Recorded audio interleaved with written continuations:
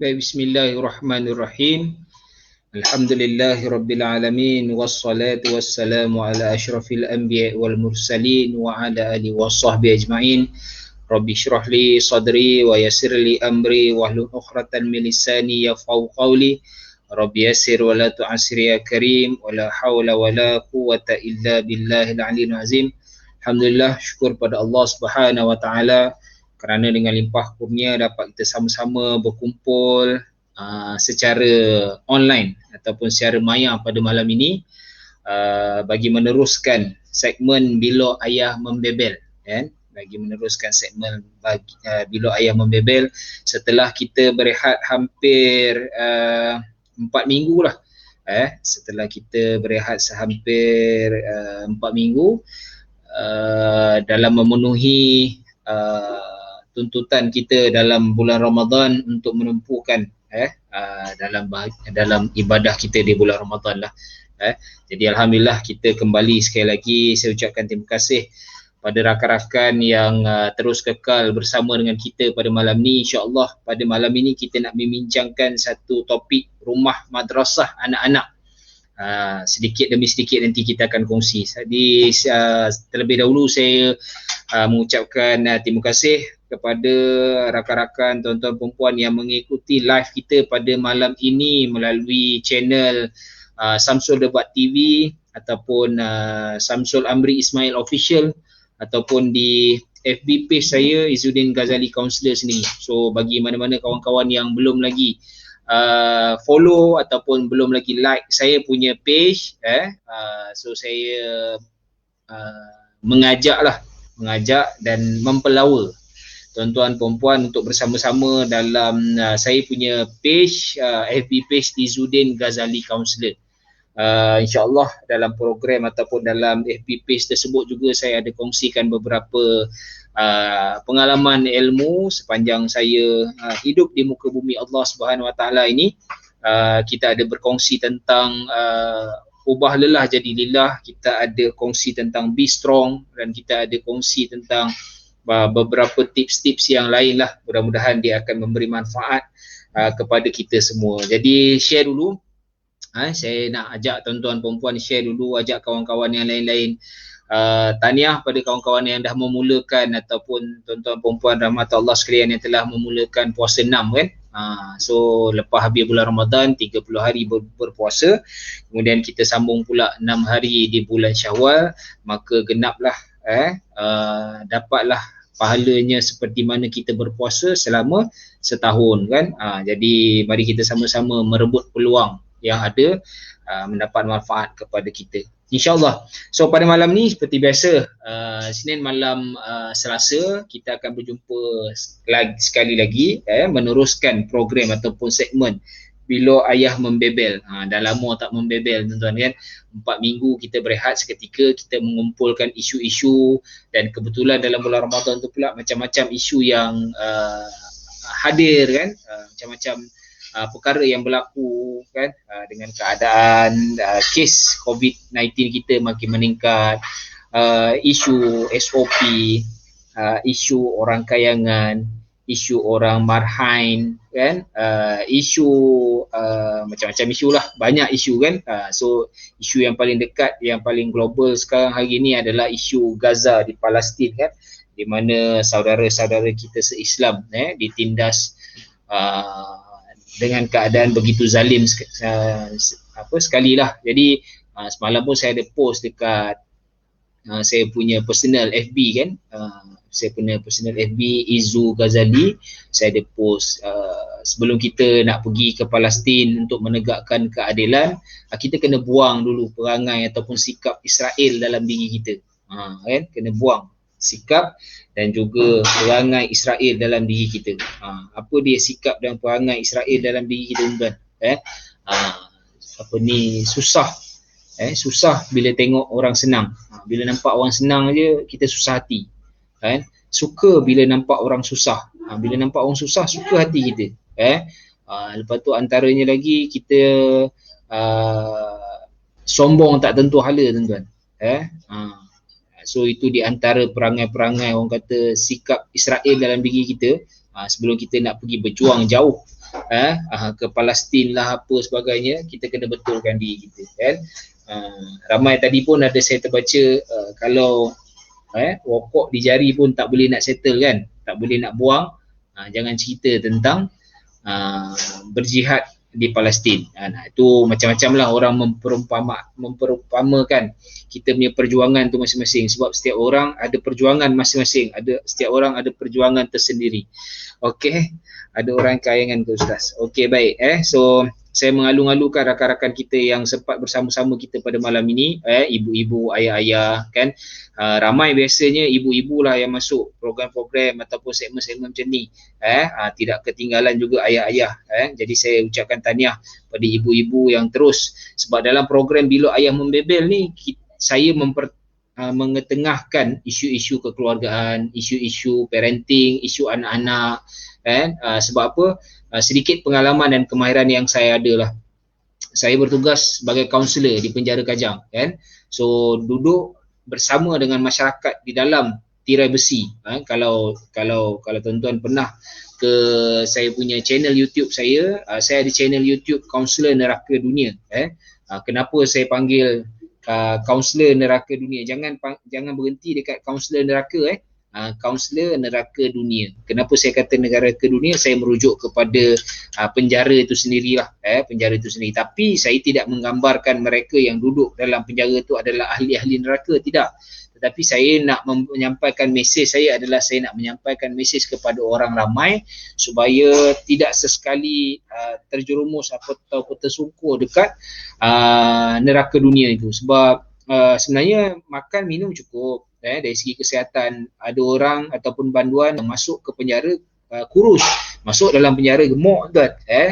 So maksudnya apa? Makan minum cukup, terjaga, insya-Allah kesihatan lebih terjamin dan sebagainya. Dan dari segi ibadah pun saya tak nafikan. Pada bulan Ramadan itu saya bercadang nak berkongsi tuan-tuan pada tuan-tuan Lailatul Qadar, Lailatul Qadar, mencari Lailatul Qadar dalam penjara dunia, dalam neraka dunia kan. Tapi tak apalah sebab saya pun dah berjanji pada diri saya sendiri, saya kata masa bulan Ramadan kita nak fokus kepada ibadah lah kan. InsyaAllah nanti ada rezeki, nanti kita akan berkongsi sedikit. So bila saya terlibat dalam dan berkecimpung dalam pekerjaan ataupun tugasan-tugasan seperti itu, saya terpanggil untuk berkongsi kepada tuan-tuan, sebab salah satu punca kerosakan akhlak, kejatuhan sasiah seseorang individu tersebut, dia bermula dengan institusi kecil dalam masyarakat, iaitu keluarga.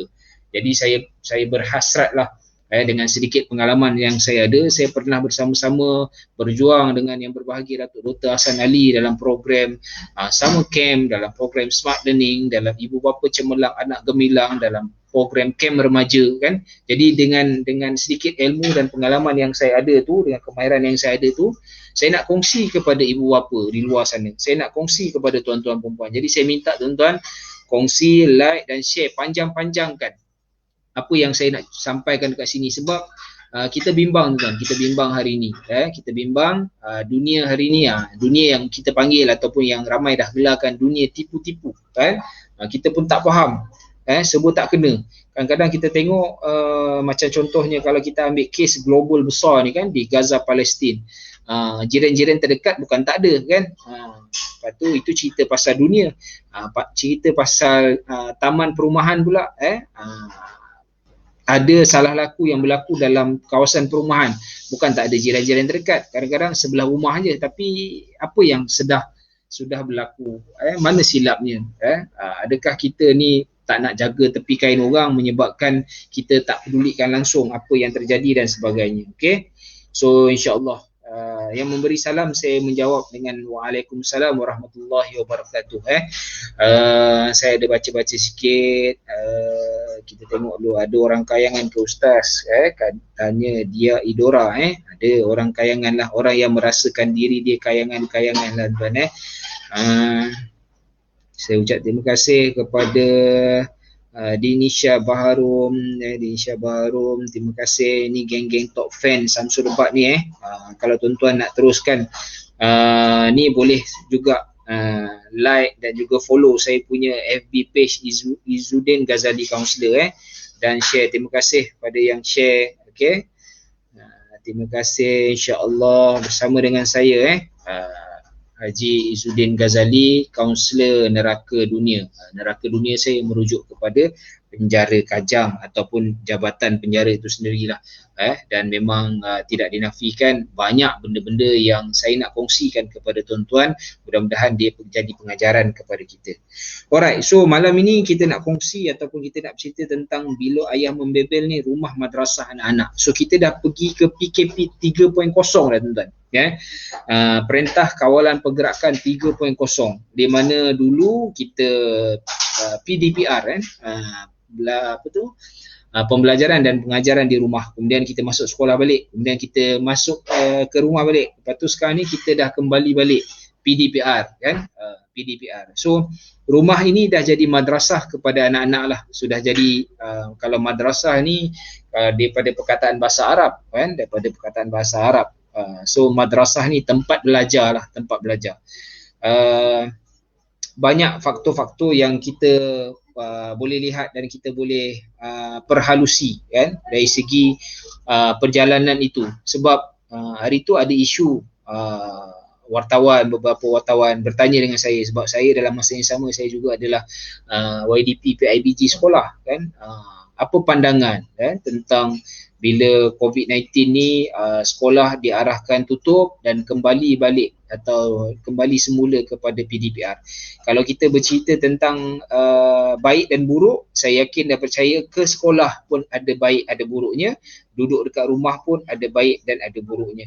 Cuma tugasan yang sepatutnya dilakukan oleh guru-guru di sekolah sekarang ni sudah perlu dimainkan peranannya oleh ibu bapa dan juga adik-beradik yang lain di rumah.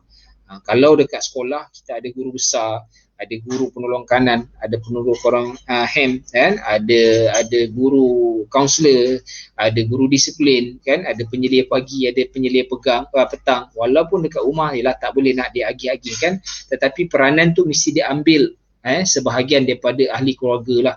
Kalau tuan-tuan ramai, alhamdulillah lah. Kalau tak ramai, kenalah seorang tu pegang 2-3 jawatan pegang 2-3 jawatan untuk memastikan kelangsungan pembelajaran proses anak-anak di sekolah itu diteruskan dekat rumah. Sebab apa?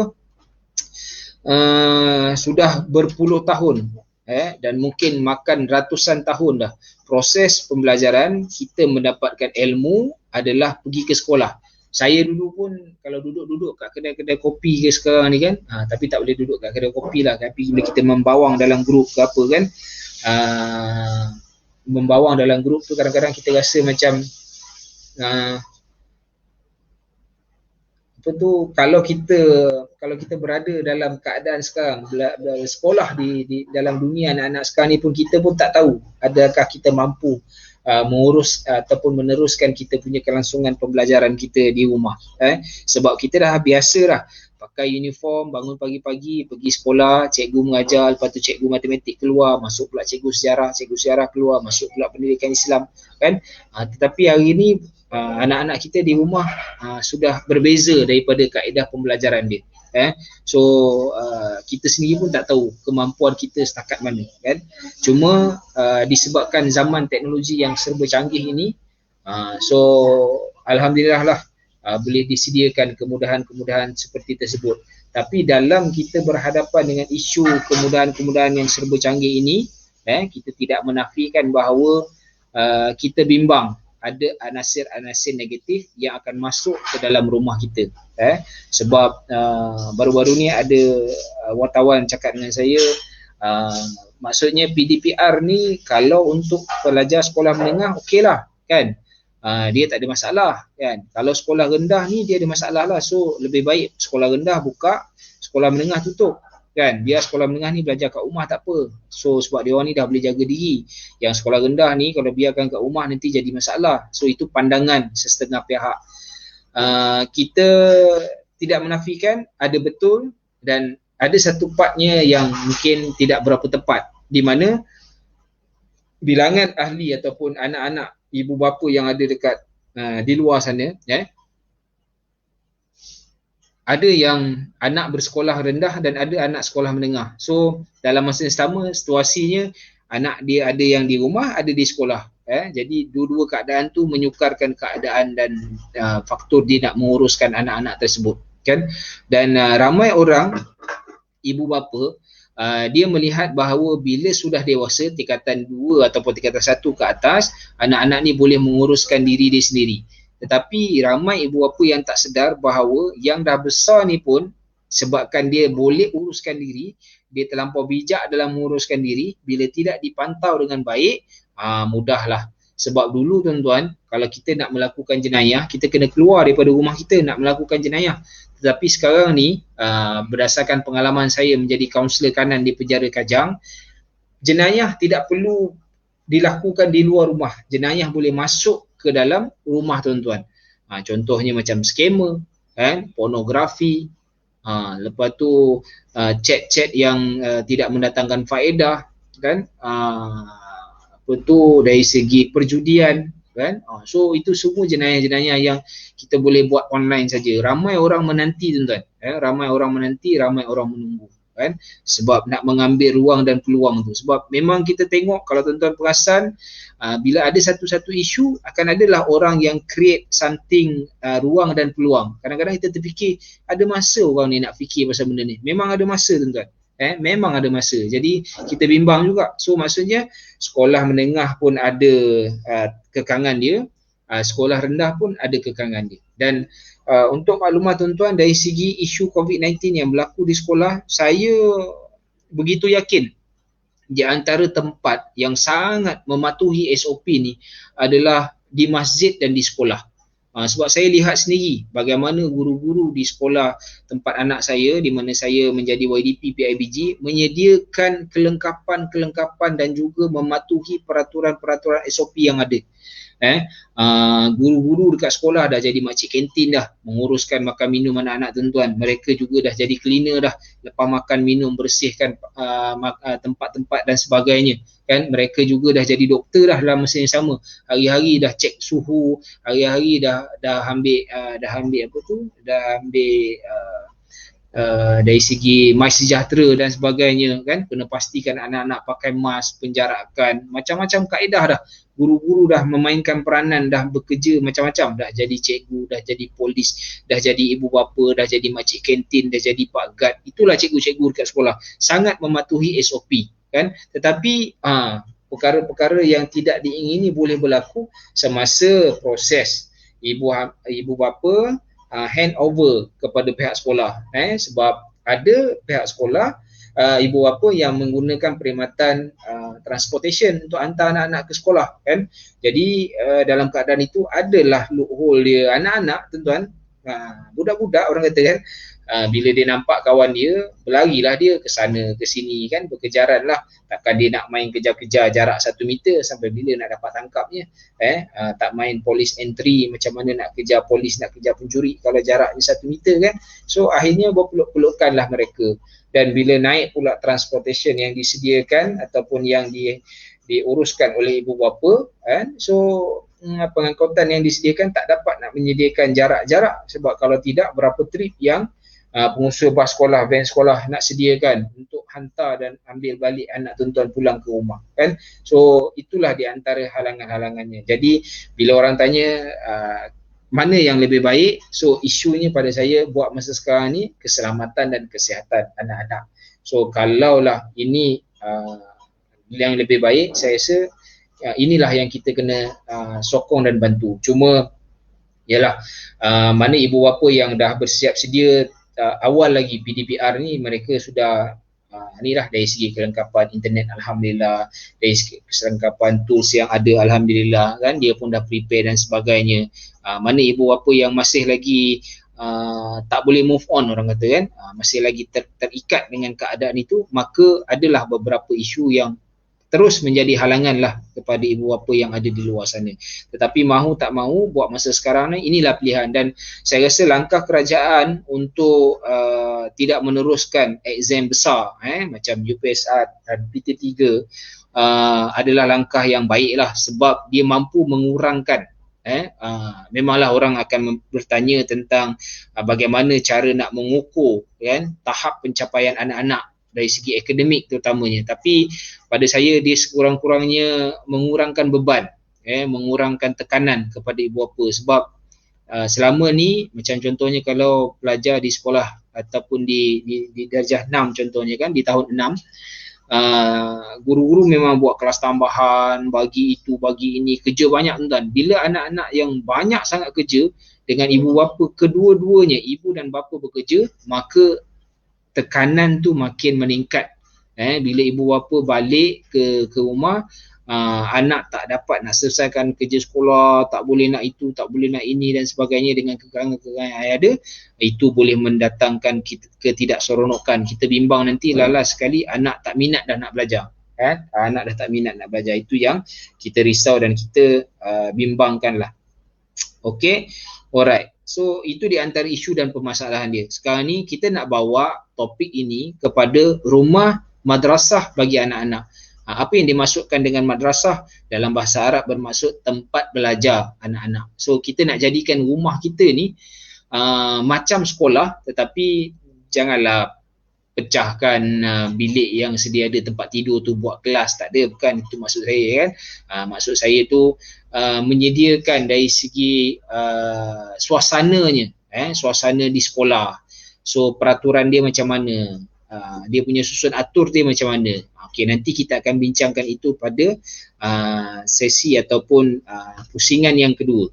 Saya nak mengalu-alukan tuan-tuan perempuan yang baru masuk, ada Dia Idora, saya pertama kali join kelas ni. Terima kasih. Teruskan nanti mana-mana yang baru first time join.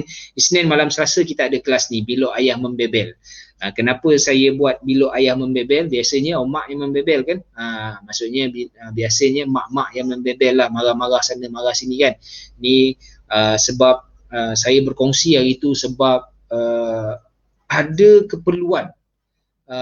Salah satu kekurangan, kegagalan, kepincangan seseorang anak bila dia melangkah ke alam dewasa adalah dia tiada father figure. Tak ada contoh. Bapa ni tidak boleh menjadi contoh kepada dia. Bapa tidak pernah mengambil bahagian dalam kehidupan dia, melangsungkan kehidupan dia di masa di hadapan. So saya mainkan peranan. So bila ayah membebel ni, ayah pun kena main peranan. Jangan mak dengan ayah sama je. Ayah je, mak yang banyak, ayah lepas tangan, tak boleh juga. Okey. Ni ada Cikgu Nuraini Saleh, terima kasih Cikgu sebab follow. Mana-mana guru-guru yang ada kat sini, saya ambil kesempatan dan ruang ni mengucapkan selamat Hari Guru. Selamat Hari Guru. Okey, so ini alu-aluan yang saya nak bagi tahu kepada tuan-tuan. Kita punya, orang kata apa? Kita punya isu dan permasalahan yang kita bincangkan adalah rumah madrasah anak-anak. Okey, kita break dulu untuk bagi laluan iklan. Kita jumpa selepas ini.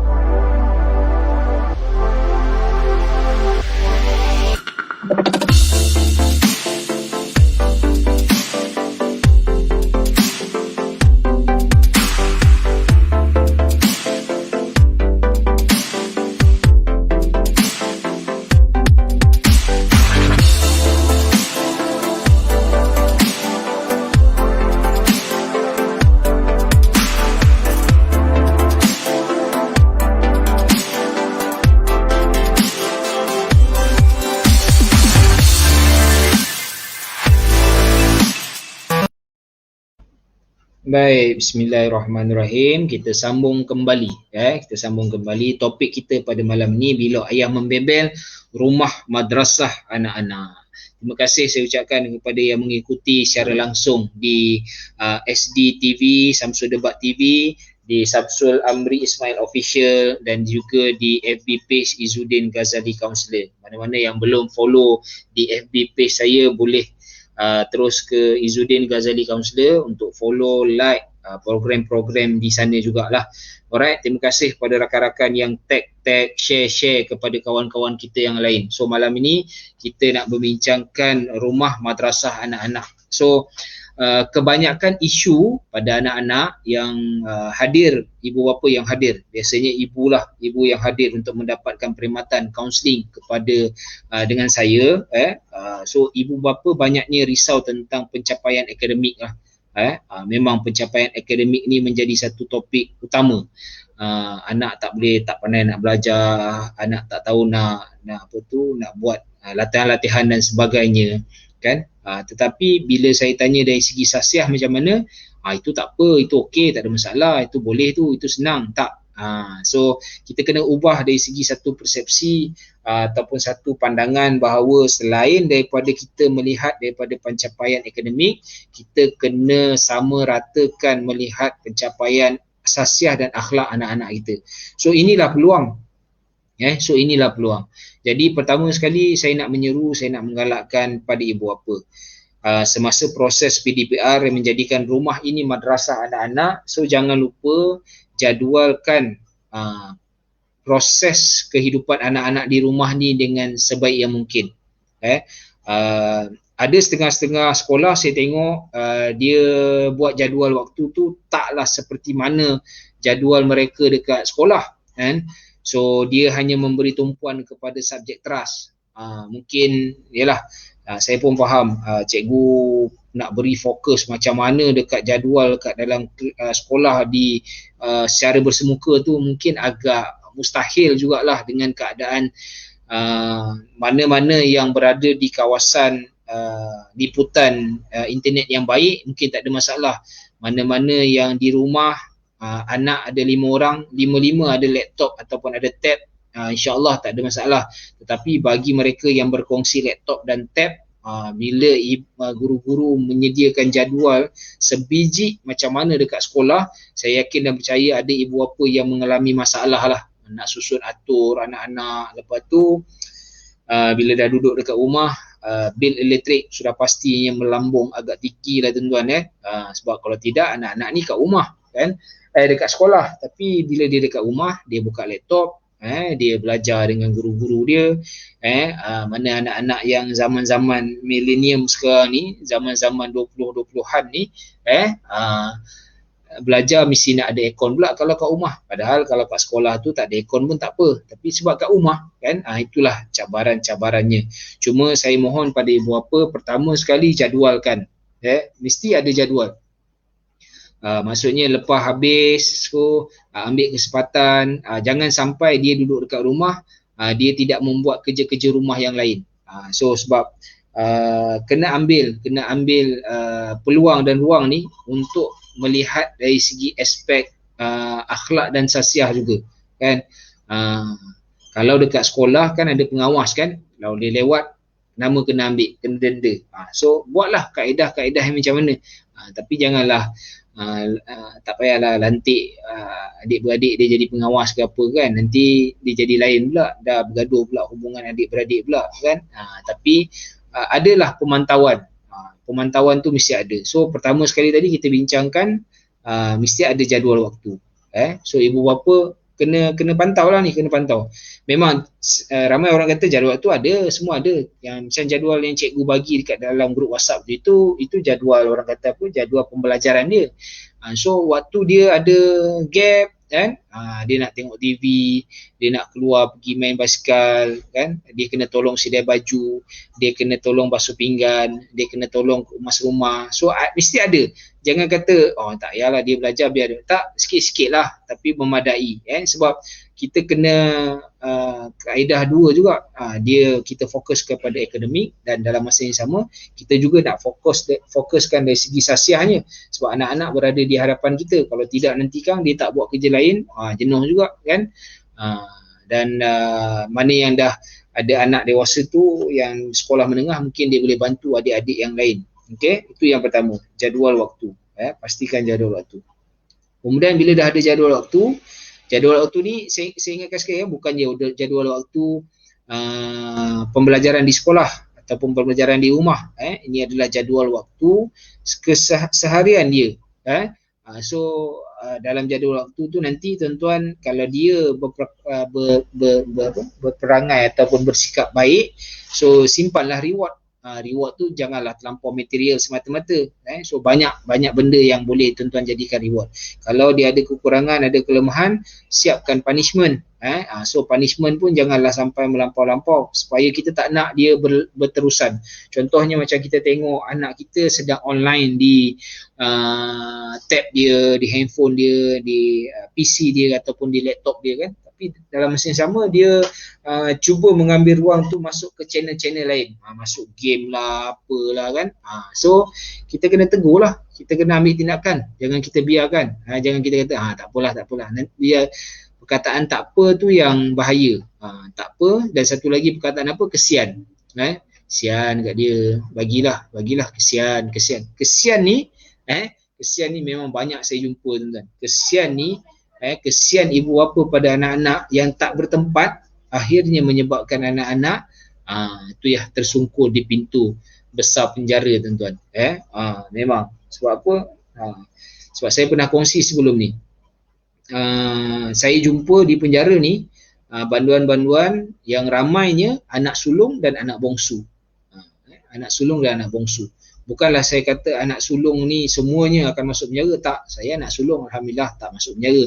Cuma bekerja di penjara je lah. Anak bongsu, bukan semua anak bongsu masuk penjara. Ramai orang anak bongsu yang berjaya. Cuma dia ada kekangan dan dia ada kekurangan.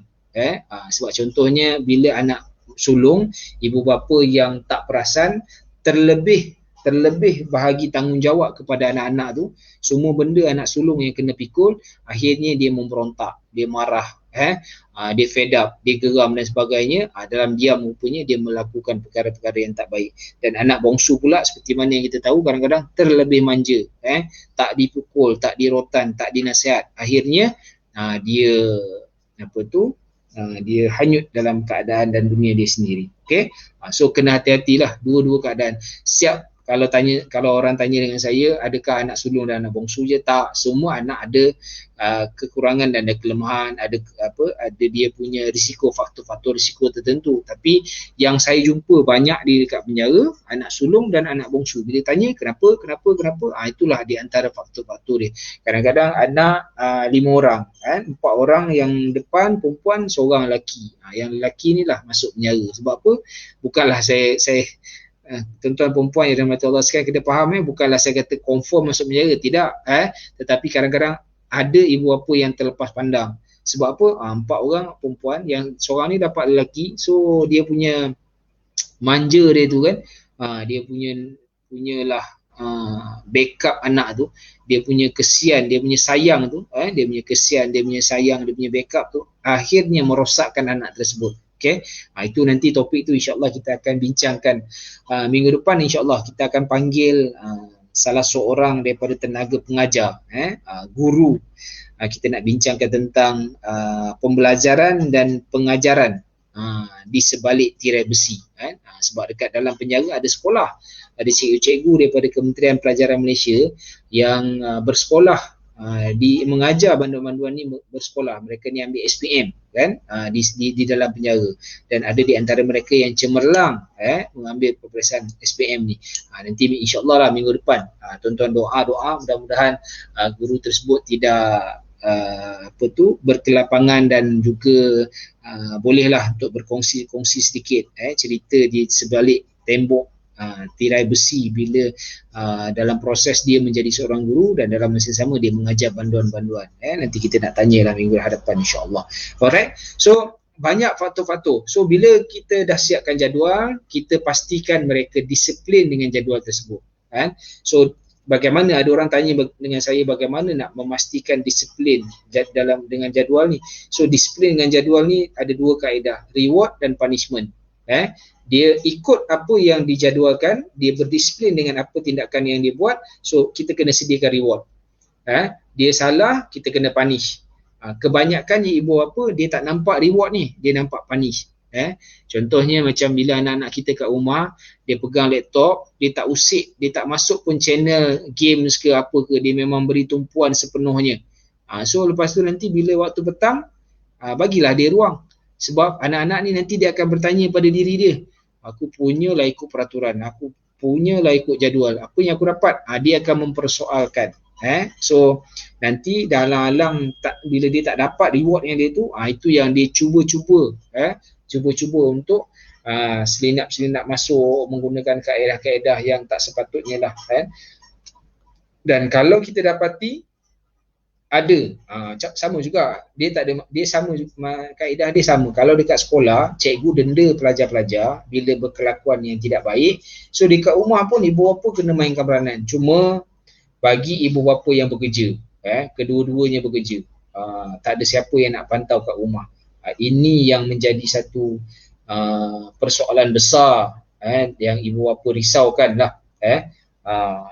Yang mana tu saya tengok ada kawan-kawan yang pasang CCTV nak memerhatikan anak. Okeylah kot, sebagai satu pantauan kan. Sebab kalau tak, macam mana kan. Kalau contohnya anak sulung tuan-tuan, yang sulung darjah 4 contohnya kan. Lepas tu yang nombor 2 darjah 1. Lepas tu yang lain tu kecil lagi lah. Yang kecil tu mungkin kita boleh hantar rumah pengasuh. Yang 2 orang tinggal kat rumah ni, macam mana kita nak buat? Memang ada cabaran dia lah, memang terganggu lah dengan faktor-faktor tu.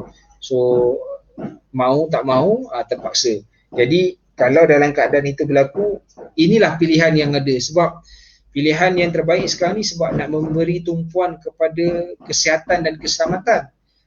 Boleh tak? Boleh. Memang kita tak nafikan pun. Kalau anak-anak ni pergi ke sekolah, mereka ni mungkin dari segi faktor antibody, kawalan ketahanan diri mungkin kuat kan, mungkin kuat. Dia demam, dia batuk-batuk, lepas tu dia okey lah, dia kuarantin, semua settle lah. Tapi kita bimbang kalau dia bertemu dengan orang yang mempunyai risiko yang tinggi kan. Macam saya, mak dan ayah saya duduk sekali dengan saya. So bila anak pergi bersekolah, bila ada jangkitan dekat sekolah kan, bila dia balik, kita bimbang juga sebab mak saya golongan berisiko tinggi, warga emas kan. So itu dia antara perkara-perkara yang mungkin menyebabkan kita rasa risau dan kita bimbang, dan akhirnya kita terganggu dengan keadaan tersebut. So apa tindakan kita? So tuan-tuan kalau duduk di kawasan perumahan, pada saya kena berbincang lah, kena tengok-tengok, kena tanya-tanya jiran-jiran yang ada, kena minta, inilah masa dia dan inilah masanya. Tapi kalau kita memang jenis duduk kawasan perumahan pun dengan jiran pun tak bercakap kan, tak ada tegur, hello, hi, bye pun tak ada kan, masing-masing dengan buat hal sendiri je. Kita pun tak tahu itu anak siapa, anak ni darjah mana, sekolah kat mana kan, tak pernah ambil tahu langsung. So kemungkinan besar banyaklah halangan-halangan yang kita tempuhi masa proses PDPR ini. Okay, alright. So rumah madrasah anak-anak, rumah ini madrasah, so tempat belajar anak-anak.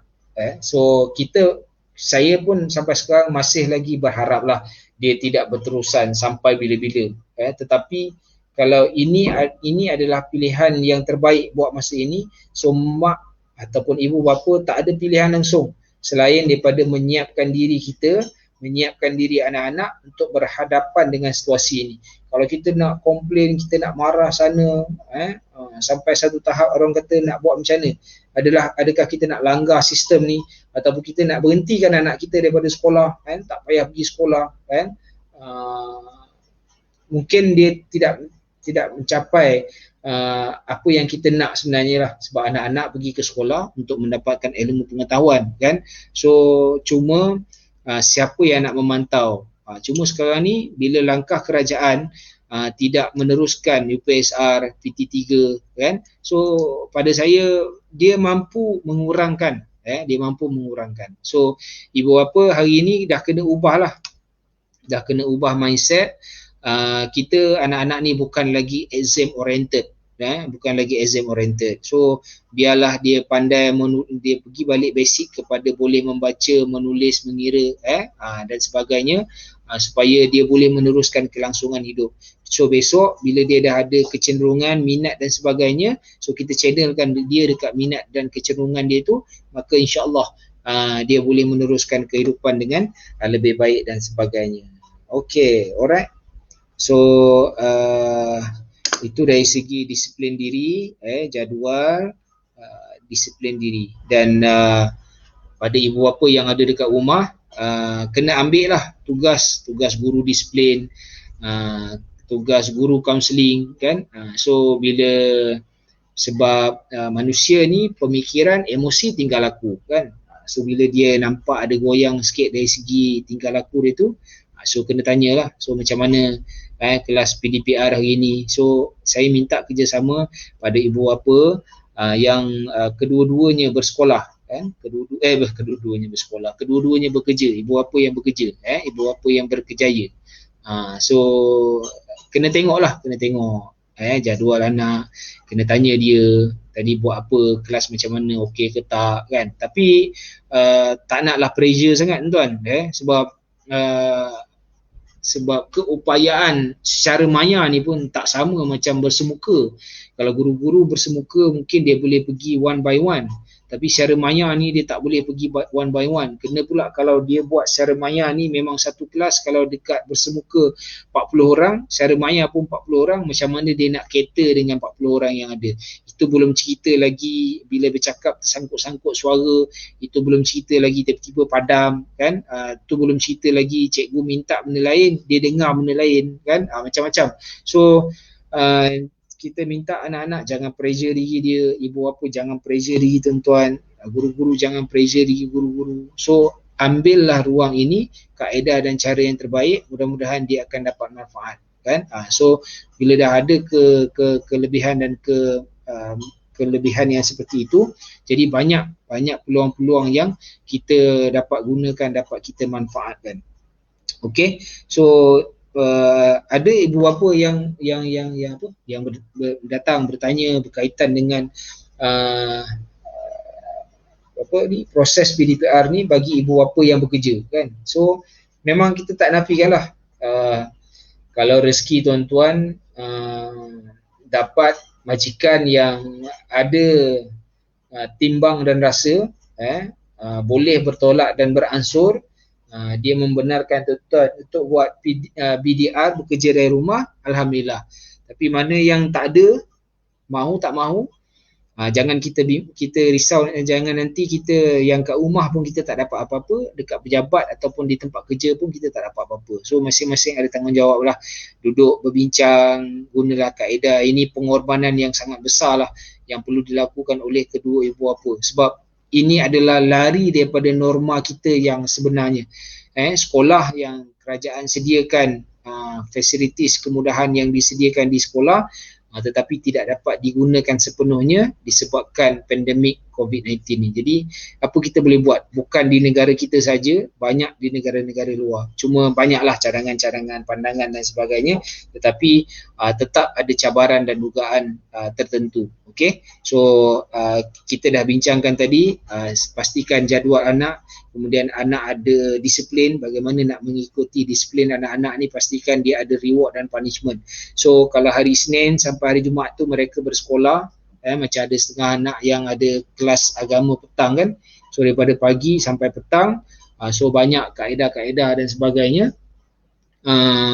Hari Jumaat malam, bagilah dia orang reward sikit, bagilah dia orang rehat sikit, nak tengok movie ke, nak layan games ke apa ke. Kemudian betulkan balik, jangan meleret, jangan Jumaat satu hari tu main game ataupun tengok movie, takut nanti momentum untuk hari Senin nanti gagal untuk diperolehi. So maksudnya hari Jumaat malam, Isnin Sabtu pagi okey rehat kan, lepas tu nanti back balik. Jangan banyak-banyak, jangan terlampau banyak. Bila terlampau banyak ini nanti dia akan datangkan kemudaratan, berpada-pada.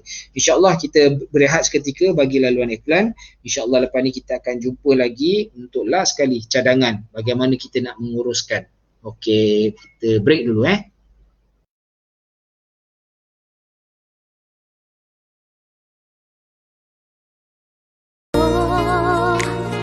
Sungguh sweet Nabi mencintamu, hingga Nabi minum di bekas bibirmu.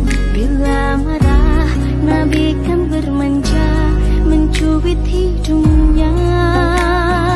Aisyah, romantisnya cintamu dengan Nabi, dengan baginda kau bernama lari-lari, selalu bersama hingga ujung nyawa kau di samping Rasulullah. Aisyah, sungguh manis oh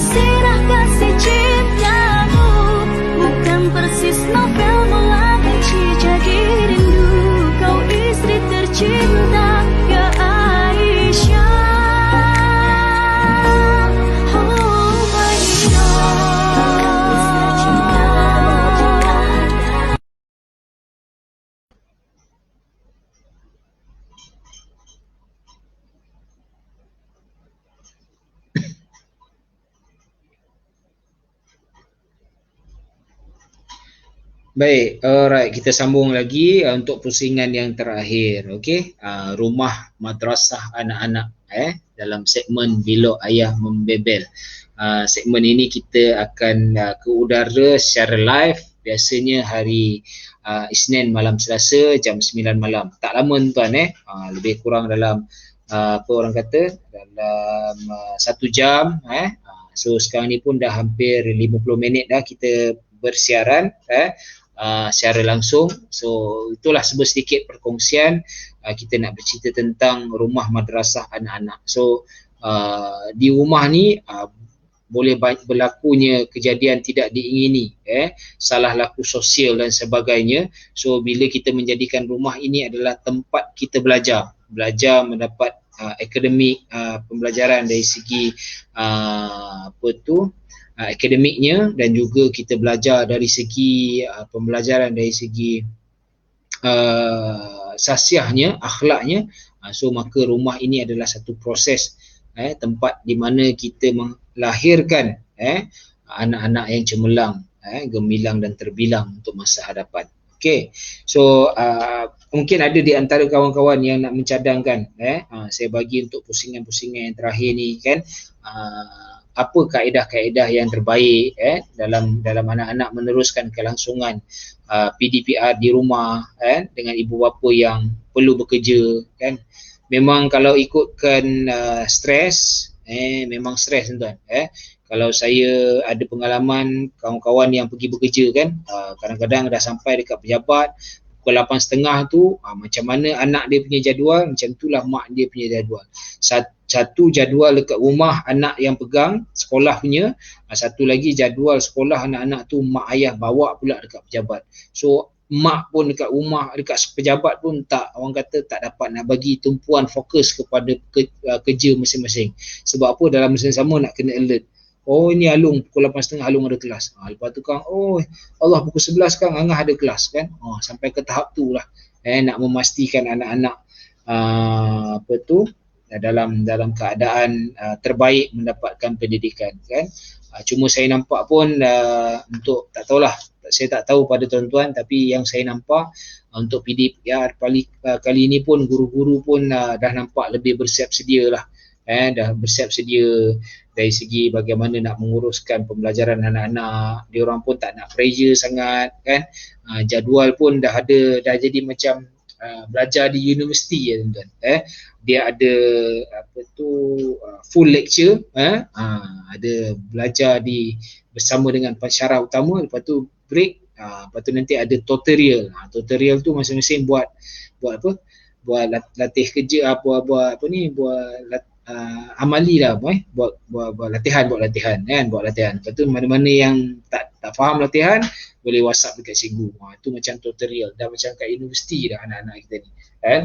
Hebat tak hebat dia orang belajar, dia orang kena cari sendiri, Google sendiri. Tapi bagi yang mereka-mereka ada kemudahan internet, kemudahan laptop yang baik, so insya-Allah alhamdulillah lah kan. Tapi yang mereka yang tak ada kemudahan-kemudahan seperti tersebut nak cari pun nak tunggu, kadang-kadang dia punya loading dia tu kan tak sampailah kelas dah habis dah, duk loading lagi, kelas dah habis dah. Memang itu antara cabaran lah, cabaran. So tapi jangan berputus asa lah, kena cari solution. Mungkin berbincang dengan pihak sekolah kan, kalau memang line di sekolah ataupun di rumah tuan-tuan perempuan tu tak cantik, macam mana kawan-kawan anak-anak yang lain, so mungkin terpaksa gunakan manual, buatlah kaedah macam mana pun, ibu bapa kena ambil manual yang nak ni, hantar kepada guru akan semak dan sebagainya. Guru pun tak ada tidak ada pilihan lain selain daripada terpaksa menggunakan kedua-dua kaedah sekali. Online pun buat, secara offline pun buat. Offline ni biasanya buat kerja-kerja sekolah lah, kena hantar dan sebagainya. Sebab kalau tidak anak kita tu terus keciciran. Dan ibu bapa pula bila menjadikan rumah ni sebagai madrasah, ibu bapa lah guru besar, ibu bapa lah guru penolong kanan 1, ibu bapa lah guru penolong kanan HEM, so ibu bapa jugalah adalah guru co-curriculum. So pastikan petang jangan anak kita daripada pagi sampailah ke petang belajar. Petang tu bawa dia kan, bagi dia keluar naik basikal, jalan-jalan, borak dengan kawan, sebab itu adalah aktiviti co-curriculum dia. So dia orang kena ni lah, kalau tidak nanti stres, kalau tidak nanti stres. So bagi dia keluar, kalau perlu nak apa tu, buat aktiviti hobi-hobi yang lain ke apa ke, buat setakat mana yang mereka boleh buat kan, berdasarkan SOP yang ada lah, jangan melebihi daripada SOP yang ditetapkan. Okey, lepas tu ada aktiviti pendidikan jasmani, bersukan, nak jalan, nak jogging, nak apa tu, nak menari ke apa ke kan, ada video untuk orang kata apa, zumba ke apa ke, boleh buatlah aktiviti-aktiviti tu. Macam mana dekat sekolah, dulu kita bawa apa yang ada dekat rumah nak bawa ke sekolah, sekarang ni apa yang ada dekat sekolah kita nak kena bawa ke rumah, supaya pemantauan, pembelajaran, proses itu dapat diteruskan seperti sedia kala. Sebab bimbang tuan, memang sangat-sangat bimbang, sebab ada pelajar-pelajar yang advance, dia boleh, tak ada masalah, memang dia boleh homeschooling ni, pada dia tak ada masalah, dia boleh duduk depan laptop, dia boleh dapat. Memang kita tak nafikan ada pelajar-pelajar yang tak boleh. Kenapa dia tak boleh? Satu, dia dia tak nak bagi ruang dan peluang kepada diri dia sendiri untuk belajar dalam kaedah tu. Kemudian yang kedua, ibu bapa pun tak mempunyai kemahiran yang baik dalam keadaan tersebut, macam mana nak menguruskan, dan ibu bapa bekerja memang halangan lah, pada saya memang halangan kan, sebab itulah dia, saya ni sebab direzekikan berumah tangga dengan seorang guru kan, jadi bila walaupun orang kata cikgu pun kena buka kelas dia juga, tetapi at least ada orang dewasa lah yang nak pantau. Dan dalam keadaan saya sekarang ni, apa orang kata, ada setengah keluarga yang mak ayah dia memang duduk sekali dengan dia kan, ataupun kadang-kadang ada abang ataupun adik ipar dia yang duduk sekali dengan dia contohnya. So ada orang dewasa, bila ada orang dewasa ni, at least kita bolehlah tengokkan dari segi jadual waktu dia, bila pukul 9 dia masuk kelas online, dia masuk ke tak masuk, at least kurang-kurangnya. Tapi kalau tak ada orang dewasa, macam saya katakan tadi lah, anak sulung kita darjah 5 contohnya, tahun 5, anak nombor 2 kita tahun 2 ataupun tahun 1 contohnya kan.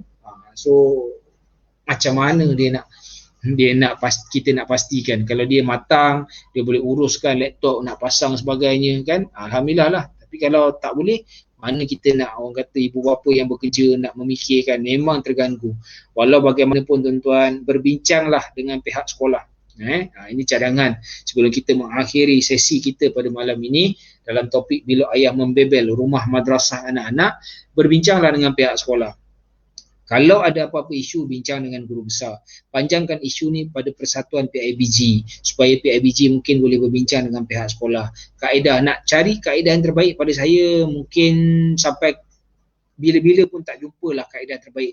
Tetapi kalau ini terbaik untuk 90 orang, tetapi ada 10 orang lagi yang tak mampu nak ikut, so 90 orang tu kita kena uruskan juga. 10 orang tu yang ketinggalan tu kita kena uruskan juga. Macam mana nak caterkan, at least kalau dia tak dapat 100% pun, dia dapat 80% ataupun 85% daripada proses pembelajaran tu kan. Tak naklah pula nanti ada ibu bapa yang fed up, give up, dan dia menepuk bahu anak-anak, dah lah tu kau tak pening-pening kepala lah, ayah pun pening, kau pun pening, biar lantaklah cikgu kau ngajar lah, kita tak payah, biarlah kau apa benda lah, besok kalau ni kau ni, macam dah fed up lah pula, macam dah give up, macam dah putus harapan, macam dah tak nak. Janganlah sampai ke tahap tu kan. Berbincang dengan pihak sekolah, saya yakin dan percaya pihak sekolah memahami. Berbincanglah dengan pihak sekolah macam mana ruang dan peluang yang ada boleh digunakan kan, sama ada buat secara manual, ambil jadual dan sebagainya tu, so buatlah ketika jalan kerja, buat siapkan, protostat lah apa benda, keluarlah duit sikit, nak difotostat, nanti cakap dengan cikgu, kita hantar kan. Sekali-sekala cakap dengan cikgu, cikgu saya ni kemudahan dan sebagainya, kalau apa-apa saya WhatsApp cikgu secara peribadi ke apa ke, ada masalah, berbincang tuan, semuanya berbincang. So bincang dengan pihak sekolah berbincang dengan ibu bapa melihat dan berbincang dengan anak-anak. So 3 kategori ni memang menentukan kemenjadian anak-anak. Ibu bapa, guru-guru, pelajar. Ibu bapa, guru-guru, pelajar mainkan peranan yang besar. Di samping itu, anak-anak kita kalau ada ruang dan peluang yang boleh, seorang 2 orang yang kita rasa kita boleh bantu, tuan-tuan tengoklah anak-anak jiran yang lain, masuklah sekali sama-sama, tak ada masalah kan.